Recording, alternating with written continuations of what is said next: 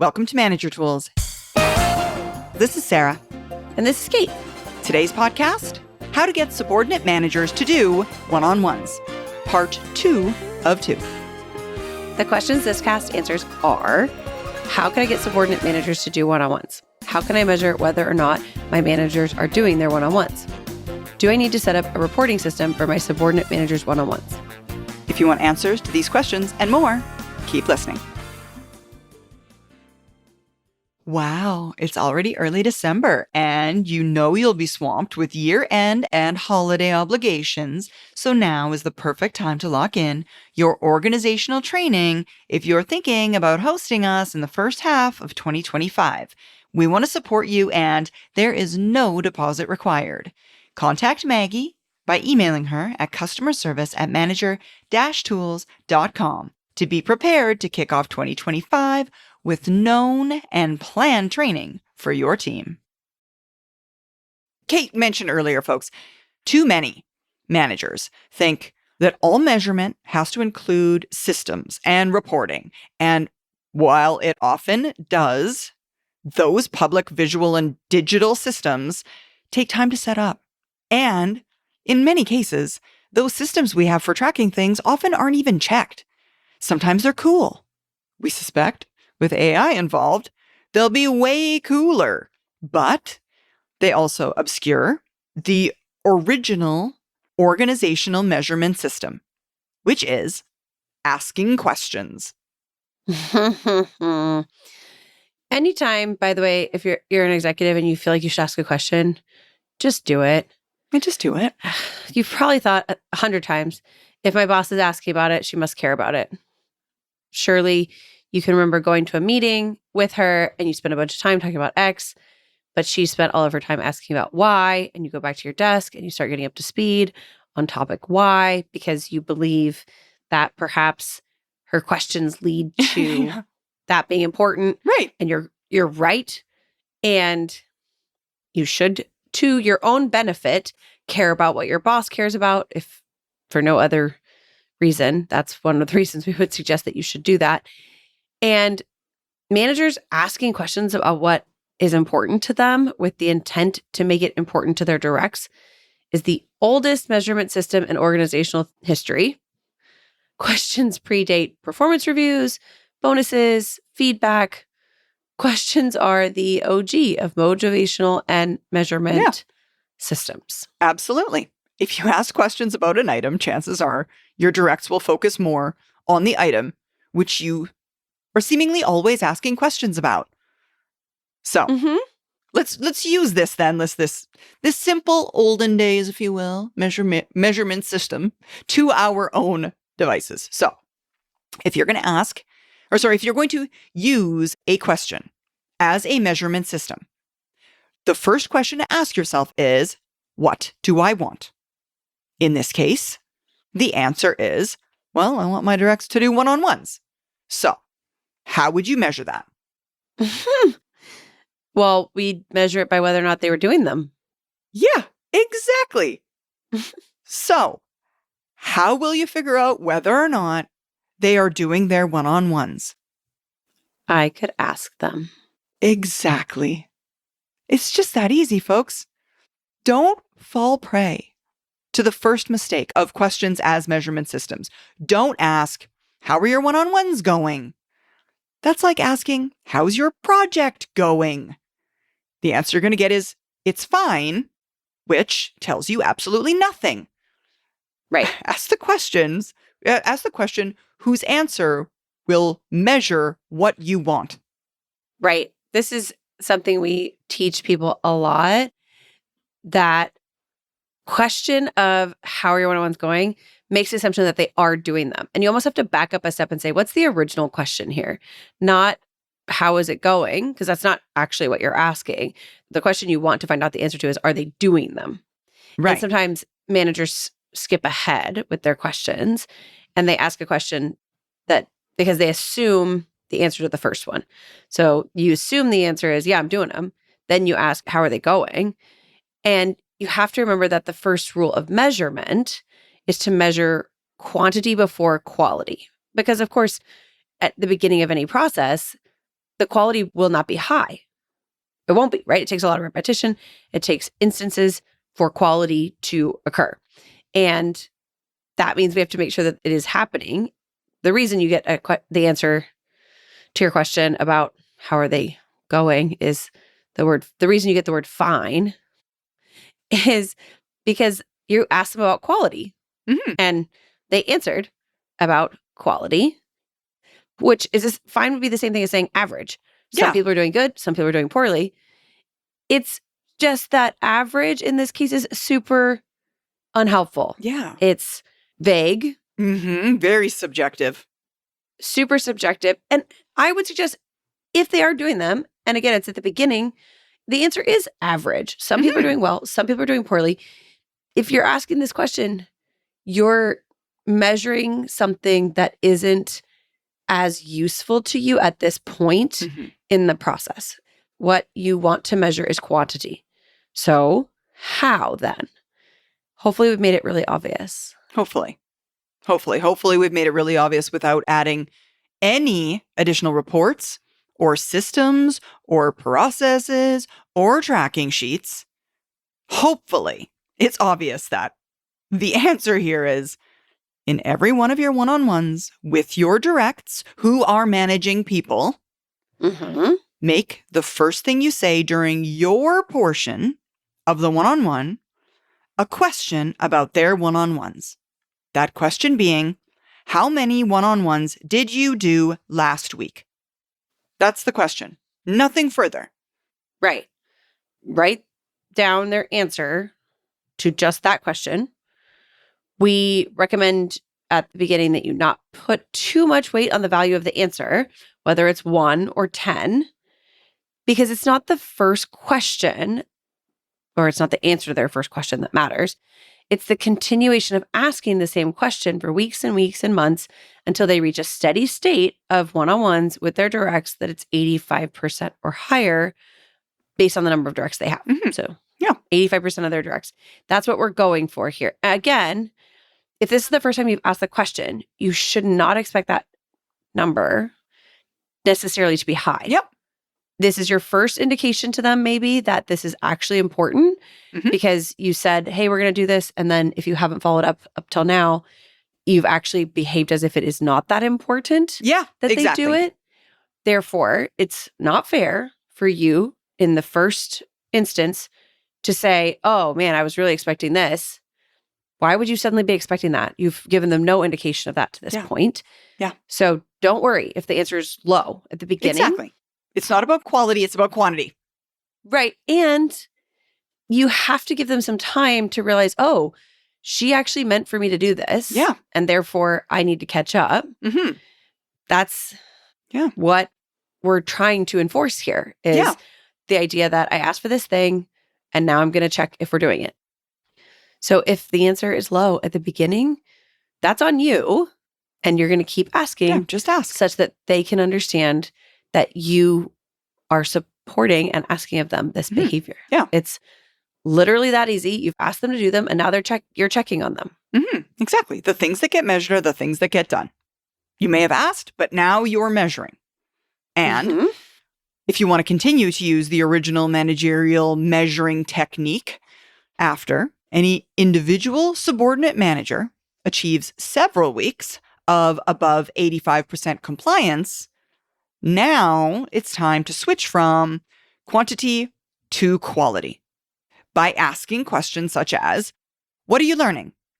And after a few months of that, ask them shortly before your one-on-one with them to bring their notes from a recent one-on-one with one or all of their directs to the one-on-one with you so you can review them.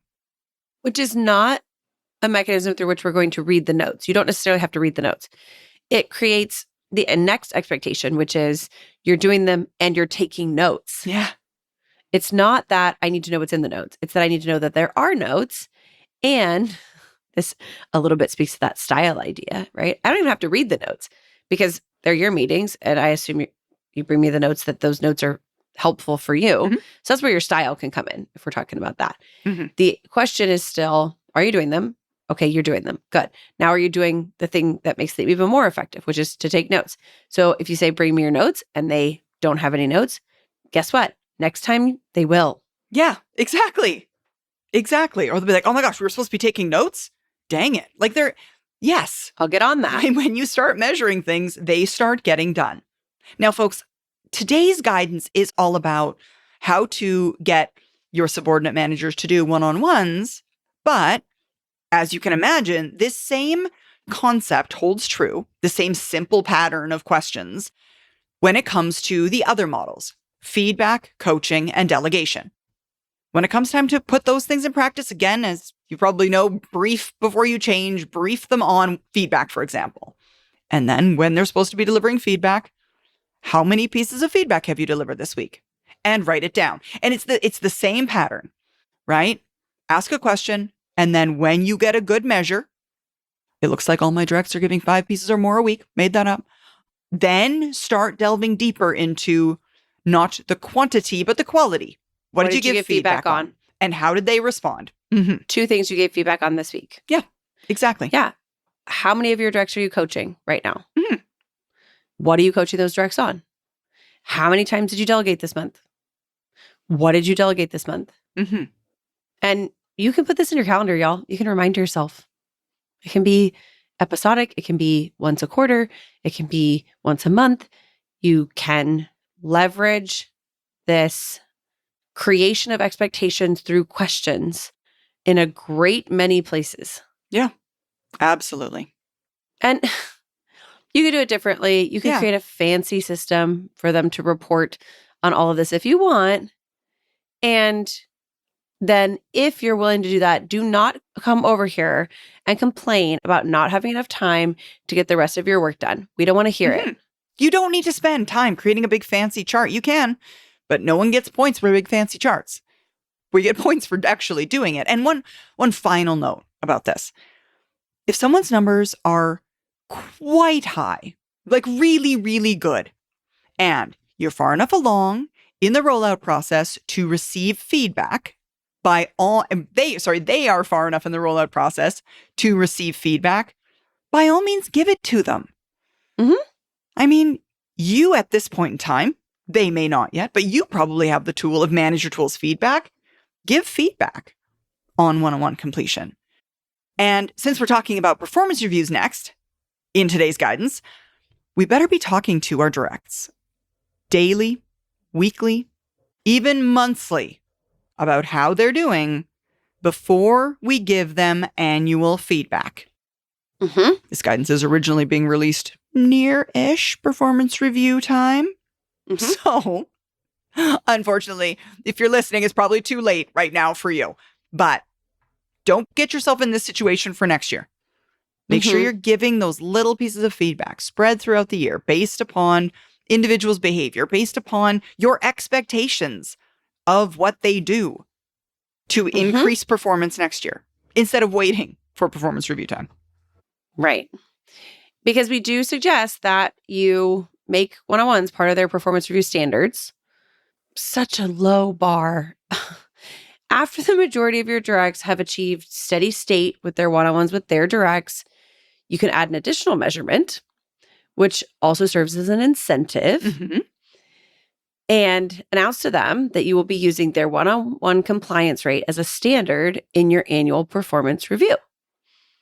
So we're suggesting that part of it be 85% completion of one-on-ones as part of their performance review data.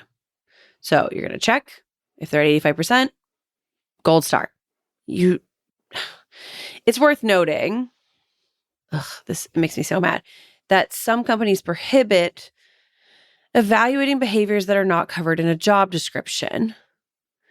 And so we'd have to suggest to you, in order to protect you, that you modify their job descriptions if that particular use case applies to you. The idea that a job description could cover all of the tasking associated with the role is insane. And I would note that job descriptions don't have badges in them. Yeah, exactly. And they don't have email time off in them, and they don't have timesheets in them. And I bet that goes in people's performance reviews. So just let's, again, let's make the assumption and let's not get in trouble for something Yes. that we don't have to get in trouble for. Yeah, exactly. So we suggest modifying job descriptions if this particular guidance applies to you so that you don't get in trouble, such that going forward, all of us have the opportunity to use compliance around one-on-ones as a standard in performance reviews. Exactly. Folks, essentially you started with just questions. What you've seen now is your directs are succeeding in doing their one-on-ones with their directs. It shouldn't be hard for them to simply keep doing them, especially since after they've been doing them for a while, they're probably working pretty well. So then they start liking them, even if they didn't really at the beginning. So now we can move from weekly measuring to annual incentives. Annual incentives don't work for new behavior because a year is too far away. But once a behavior's reached steady state performance, an annual review metric makes total sense, complete sense. It's an expectation of their role as it pertains to leading their team. So it might sound like this. I'm really glad that we all achieved near steady state performance in our one-on-ones. I want you to know that part of my annual performance review for each of you will include an evaluation of the quantity of your one-on-ones.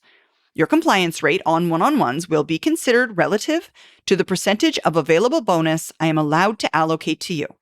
If you fall below 60% compliance, you won't be eligible for any performance bonus. Oh, I bet that makes them do it. Oh, I bet that makes them do it. You put those two things in a sentence together, that will increase the likelihood of the behaviors you would like to see. Right. And to Kate's point earlier, guys, it's not that hard. Like, it's not like we're asking them really not. We're asking them to go to a couple extra meetings a week. It's not earth-shattering expectation. It's really not. No, it's meetings. Yeah. Like a couple of 30-minute meetings. It's not that big of a deal. We're asking you to centralize the conversations you have with your directs into scheduled meetings. Because don't tell me that you don't talk to your directs at least 30 minutes a week. But do tell me that you're going to schedule that time so that it's reliable and that you can predict it and so you can be prepared and therefore reduce the amount of conversations you have outside of those meetings and increase your results and retention. And we mentioned bonuses and performance and one-on-ones in the same sentence. So this could sound jarring to some of you. Perhaps for your performance management system, it is. Adapt what we recommend you say to your system. We're not trying to scare them. If you're not sure how and you're a licensee, you can write to us and we'll help shape your measures and delivery to your company's system and make it more palatable or more politically able to be consumed at your organization. You're probably at an organization where they don't want you to say positive and negative feedback. They want you to say affirming and adjusting. Cool. We have good words for those things. As Sarah said it earlier, the things that get measured get done. And the things that get measured and rewarded get done well. Exactly. Exactly, folks. We're just helping you create the world that you want to live in, that you want to create. Yeah. And we're hopefully doing it in a very simple way. Mm-hmm. Yeah, exactly. Again, to Kate's point, if you can't come up with the right words for your situation, just let us know and we'll help you come up with the words. Those might not be them, but we can help craft that for you. Looking for the perfect professional development gift? Manager Tools has you covered. Whether they're starting their career, leading teams, or heading to the executive suite, we have license options designed for every professional stage. Each license includes ad-free podcasts, complete show notes, templates, and tools they'll actually use. The Career Tools license, perfect for early career professionals, includes our complete interview series, resume workbook, and first job fundamentals. Our Manager Tools license adds everything a leader needs, from one-on-ones to feedback models, plus 24-hour expert guidance.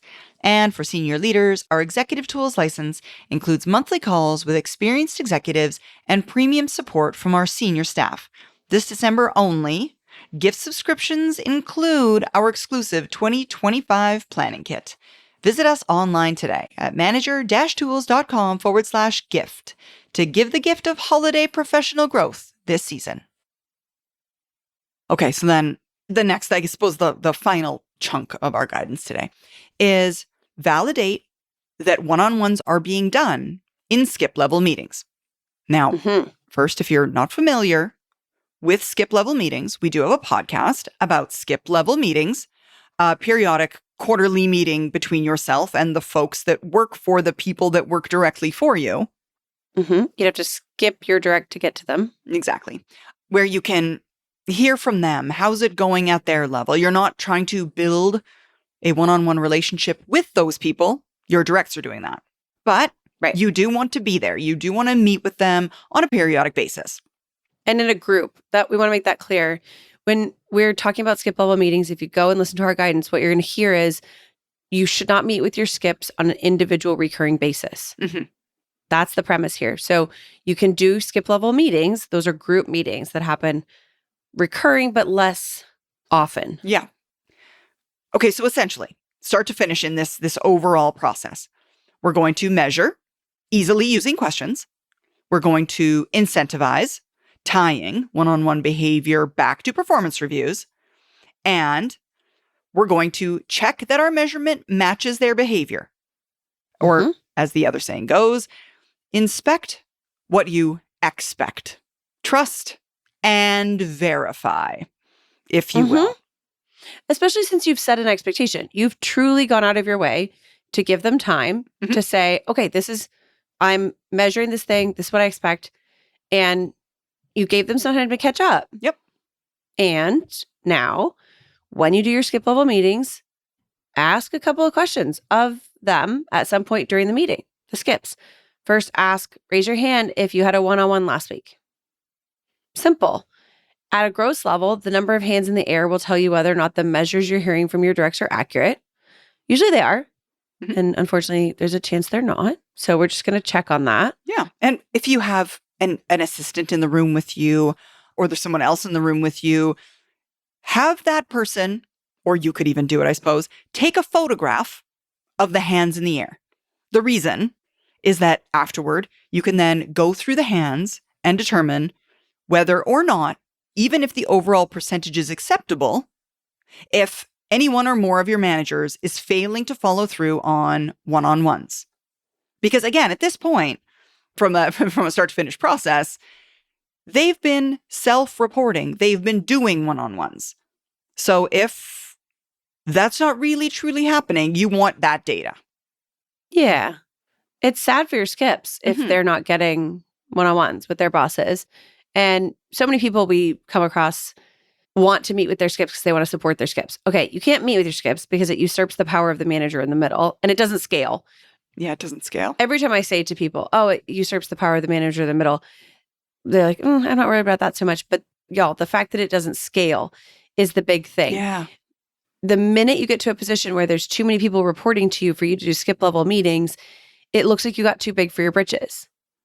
If you were doing them and then you stop, they don't see it as, of course she had to stop. She now has thousands of people reporting to her and there's no way she could meet with all those people. They see it as, oh, now that she's achieved this level of role power, she no longer wants to speak with us.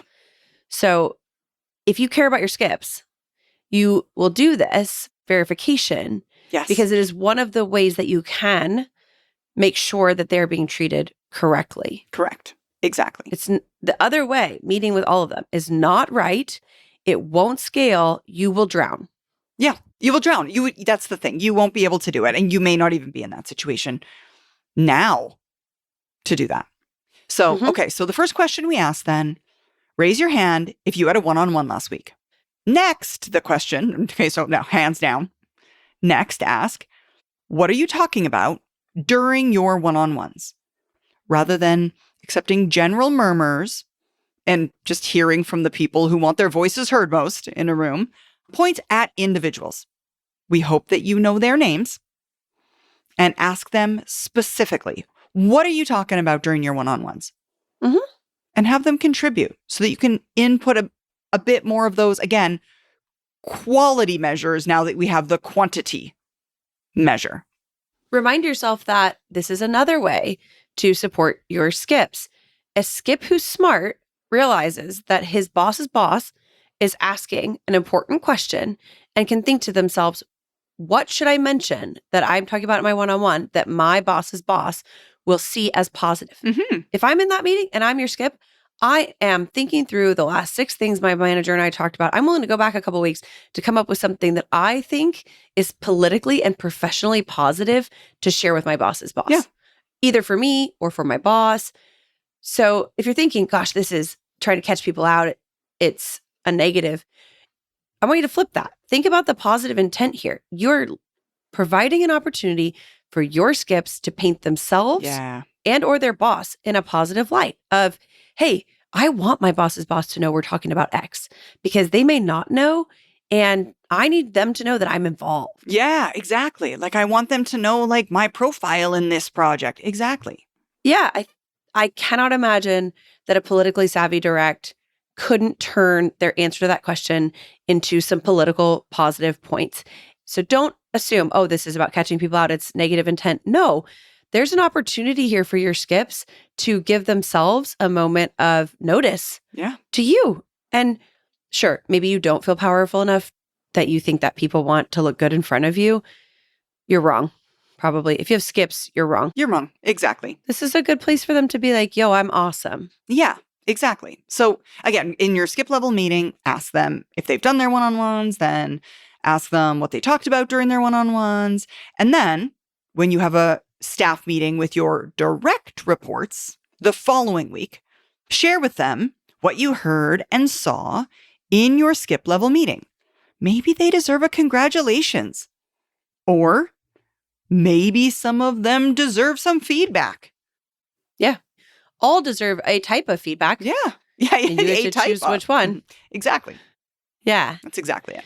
Y'all, you can and should push the manager tools Trinity down throughout your organization. And if you're needing help, by the way, with the stuff that comes before this, you need to look at rolling down the Trinity, which is the part where they implement it. You roll the Trinity out and they roll it down. Or from your perspective, they roll it down. Whether you're a director with 1 layer managers or a senior exec with 10, you should push this down. It's not complex. It's not difficult to understand. It's a simple system. It's not easy because, of course, there's humans involved. And no matter how simple a system is, it's when humans get involved, I would suggest easiness declines. It simply calls upon the core skills of the effective executive, which is behavioral discipline. Y'all ignore the whining about management style. It's a myth, and style is rarely effective at work. Yeah. It's not part of the canon of effectiveness, although there's some people who look really stylish. That's great. In most cases, looking really stylish doesn't help you up your stock price, but we can tell you exactly what to do. It's simple. Ask questions about one-on-ones in your one-on-ones. Make 101% completion part of performance review metrics, and ask your skips whether or not they're having one-on-ones with their boss. Mm-hmm. It's really not that hard, and you don't need to make it more difficult. You really don't. Your directs will learn the lesson, as all the rest of us did. My boss keeps asking about it. It must be important. Maybe I should do it. It's that easy. My boss keeps asking. I want to have a good answer. Exactly. Alrighty. Awesome. Well, thanks, Kate. Thank you, Sarah. That's all for this week, folks. Thank you so much for joining us. Join us again next week for a brand new topic. Bye, everyone.